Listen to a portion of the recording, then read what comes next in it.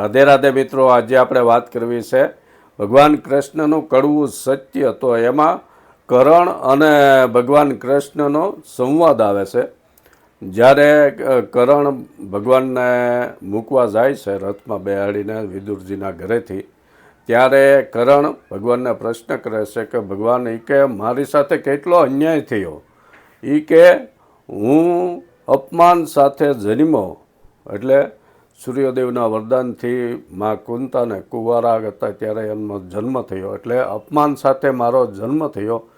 અને જન્મ થતાની સાથે મને અળગો કરી દેવામાં આવ્યો અને મને મારા ગુરુનો એવો શ્રાપ હતો કે અંત વેળાએ તું વિદ્યા ભૂલી જાશ.